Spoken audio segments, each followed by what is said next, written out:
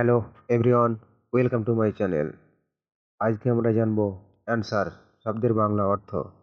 answer শব্দের বাংলা অর্থ হলো উত্তর, সাড়া, জবাব, কৈফিয়ত, কৈফিয়ত দেওয়া,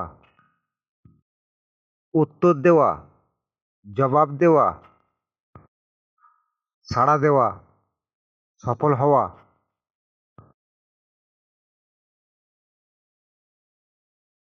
দায়ী হওয়া, প্রতিক্রিয়া,